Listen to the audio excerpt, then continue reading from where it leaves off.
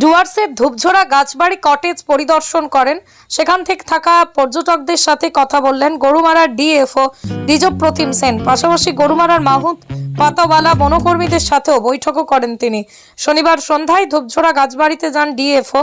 উল্লেখ্য, গত 2রা ডিসেম্বর থেকেই গরুমারার ধূপঝোড়া গাছবাড়ি এলিফ্যান্ট ক্যাম্প এলাকায় কালীপুর ও মৌচুকি ইকো কটেজ পর্যটকদের জন্য খুলে দেওয়া হয়। কটেজগুলিতেই থাকার খরচও আগের থেকে এবার কমিয়ে দেওয়া হয়েছে। প্রসঙ্গত, জলপাইগুড়ির গরুমারা বন্যপ্রাণী বিভাগের এই কটেজগুলি কোভিডের সময় থেকেই বন্ধ ছিল। চিরাচরিত বিদ্যুৎ সংযোগ বাতিল করে এখন এগুলো চলছে সম্পূর্ণ সৌর বিদ্যুতে। এগুলোর থাকার খরচও 40% কমিয়ে চালু করা হয়েছে। ধূপঝোড়া এলিফ্যান্ট ক্যাম্পের গাছবাড়ির 6টি কটেজের সংস্কার করা হয়েছে। এছাড়াও কালীপুর মৌচুকিতে এদিন দ্বিসজ্জা ঘরের দৈনিক ভাড়া ছিল 2200 টাকা, এখন 1000 টাকা কমিয়ে ভাড়া করা হয়েছে দৈনিক 1200 টাকা। মেনলি এখানের মধ্যে আমাদের ক্যাপটিভ এলিফ্যান্ট ম্যানেজমেন্টটা নিয়ে রিভিউ করা হলো। মাহুত পাতাওয়ালাদের সাথে একটা মিটিং হলো আমাদের। আর এখানে ধূপঝোড়ার মধ্যে যে ইকো ট্যুরিজমের যে নতুন টেমপ্লেটটাকে ইমপ্লিমেন্ট করা হয়েছে, ল্যান্টেন্স দিয়ে, ইলেকট্রিসিটিকে বাদ দিয়ে আর রিচার্জেবল ল্যান্টেন্স দিয়ে, পোর্টেবল ল্যান্টেন্স দিয়ে যে নতুন টেমপ্লেটটাকে ইমপ্লিমেন্ট করা হয়েছে, এটাকেও রিভিউ করা হলো। আচ্ছা, এবার তো নতুন করে আবার শুরু হলো এই গাছবাড়ি, নতুন করে শুরু হলো ধূপঝোড়া ইকো ট্যুরিজম কটেজ।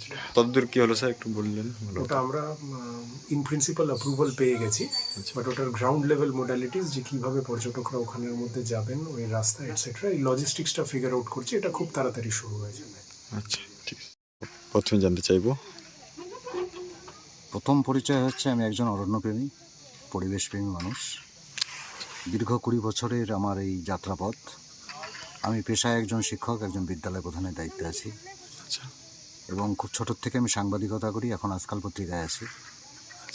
অরণ্য এবং জঙ্গল নিয়ে, বনানী নিয়ে আমার বেশ কিছু বই এখন ডুয়ার্স রংরুট থেকেও প্রকাশিত হয়েছে। ঘোরাটা একটা নেশা আমার, বিশেষ করে অন্য কোথায় নয়, সেটা হচ্ছে বন জঙ্গল।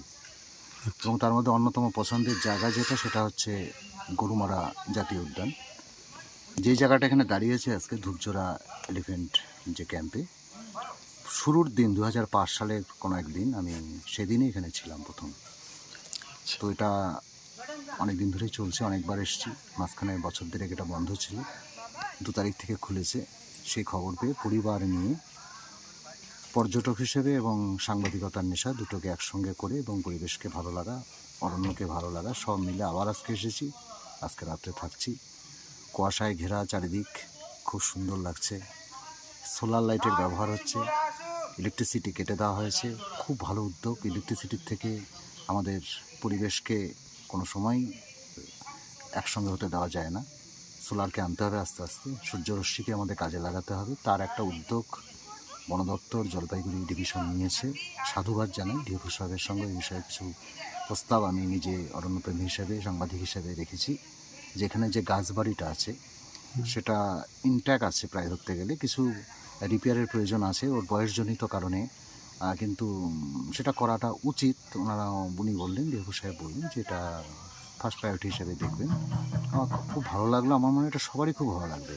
কারণ আমরা একটা অ্যাক্সিডেন্টলি আমরা হারিয়েছি হচ্ছে সারা ভারতবর্ষের আইকনিক একটা, সেটা হচ্ছে হলং বন বাংলো, জলদাপাড়ার ওয়াইল্ড লাইফ ডিভিশনের। কিন্তু এখনও কিন্তু তার পরপরই যেই নামটা উঠে আসে সেটা হচ্ছে ধূপঝোড়া এলিফ্যান্ট ক্যাম্পের, যেটা এই আমার ঠিক পিছনে আছে, সেটা হচ্ছে বন্ধ আছে এই মুহূর্তে, রিপেয়ারের কারণে বন্ধ আছে, সিকিউরিটি কারণে বন্ধ আছে। গাছবাড়িটিকে আবার চালু করা, খুলে দেওয়া পরিবেশপ্রেমী, অরণ্যপ্রেমী এবং ঘুরতে আসা মানুষদের জন্য আমার মনে হয় তাতে গভর্নমেন্ট রেভিনিউ যেমন একদিকে আসবে, লোকালিটিও একটা আয়ের পথ দেখবে। কারণ স্থানীয় মানুষরা যদি ভালো না থাকে তাহলে বনও ভালো থাকবে না, বন্যপ্রাণও ভালো থাকবে না।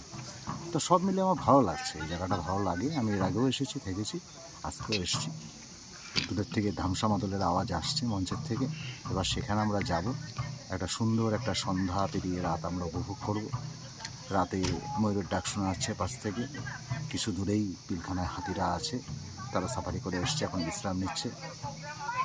সব মিলিয়ে বেশ কম্প্যাক্ট একটা প্যাকেজ এখানে আছে। রেটও অনেকটাই কমে গেছে, 2200 টাকার থেকে কটেজগুলোকে 1200 টাকা করা হয়েছে, এবং এলিফ্যান্ট সাফারিকে বাধ্যতামূলক করা হয়নি। যার হচ্ছে অ্যাজ লাইক ইট, সেটাকে সে যার মতো করে সে প্রোভাইড করতে পারবে, করবে। এটা একটা ভালো দিক, একটা অনেকটাই এটা বলবো যে রিল্যাক্সেশনের জায়গায় এসছে। অনেকে যারা খুব ঘোরেন তারা তো সবসময় কস্টলি ঘুরবেন না, তো তাদের জন্য আমার মনে হয় খুব ভালো একটা বন দপ্তর সুন্দর সিদ্ধান্ত নিয়েছেন এই দুপঝরা এবং আশপাশকে নিয়ে, শুধু এখানে নয় কালীপুর থেকে সব জায়গাতেই নেওয়া হয়েছে। ভালো লাগছে, ভালো উদ্যোগ। স্যার আপনি এমনি কোথা থেকে আসছেন? আমি কুচবিহার থেকে এসেছি। আপনার নাম স্যার? আমি দিব্যেন্দু ভৌমিক।